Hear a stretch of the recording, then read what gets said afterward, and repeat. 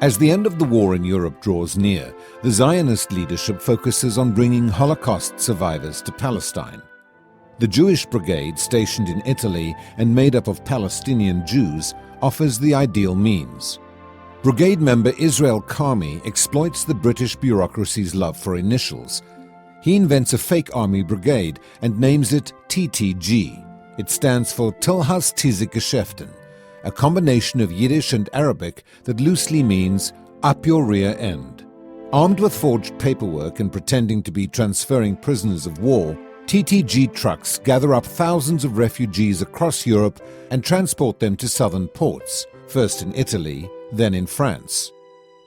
On June 18, 1945, a month after Germany's unconditional surrender, the Jewish Agency applies to the mandatory government for 100,000 immigration permits for survivors.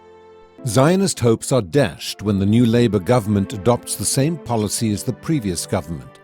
In his first statement on refugee policy, Labour Foreign Minister Ernest Bevins says, "If the Jews, who have suffered so much, tried to push to the head of the queue, there is a danger of a renewed anti-Semitic reaction throughout Europe."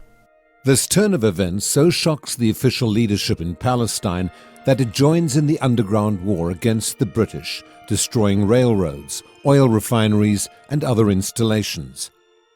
That cooperation ends in less than 10 months, after a bombing by the Irgun of British headquarters in the King David Hotel goes awry, killing 91.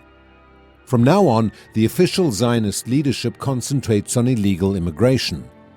The group to manage it is Mossad La'aliyah Bet. One of the Mossad's more colorful members is Yehuda Arazi, known as the King of Ruses for his many disguises. Arazi's exploits will become the inspiration for the character Ari ben Canaan in Leon Uris's famous novel Exodus. In April 1946, 1,000 Jewish refugees are on the Mossad ship SS Feder at the Italian port of La Spezia. The British board the ship determined to send the refugees back to displaced persons camps. To save the situation, Arazi goes on the ship as an ordinary immigrant, organizes the refugees, and sends out an impassioned plea. "We are 1,014 Jewish refugees remaining after the German massacre, and we are headed for Eretz Israel, our natural homeland. Put an end to our suffering." Facing the British soldiers on board, Arazi declares that the ship is booby-trapped, and the moment a soldier lays a hand on a refugee, the ship will explode.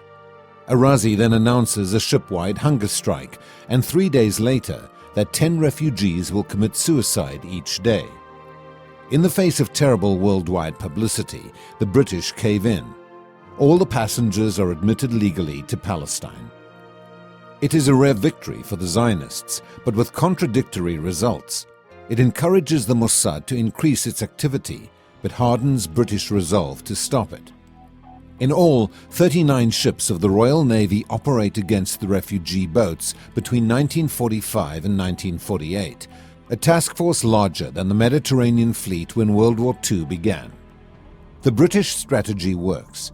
Of the 44 vessels that sail for Palestine to the end of 1947, only 4 arrive undetected. In all other cases, the British intern the passengers and, starting in August 1946, send them to detention camps in Cyprus. On the propaganda front, however, Britain suffers a disaster. The low point comes in July 1947. The Exodus leaves Marseille with 4,500 Jews from displaced persons camps on board.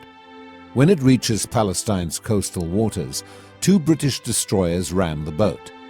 A boarding party enters the wheelhouse where they club to death Second Officer Bill Bernstein. A U.S. naval officer in World War II, Bernstein had passed over an appointment to the U.S. Naval Academy at Annapolis in order to serve on the Exodus. The British decide to discourage more immigrants by returning the Exodus refugees to Europe. But when the passengers refuse to disembark in France, the British send them on to Hamburg, where they expel them by force. England suffers an enormous wave of international criticism for taking Holocaust survivors back to the country that sought to exterminate them. Former French Prime Minister Léon Blum says, the illegal immigrants on the Exodus had committed two crimes.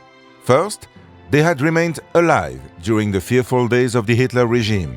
And second, they were determined to settle in the place promised to them by international law, which Great Britain had promised to uphold. The war-weary British public is of no mind to fight Europe's remaining Jews.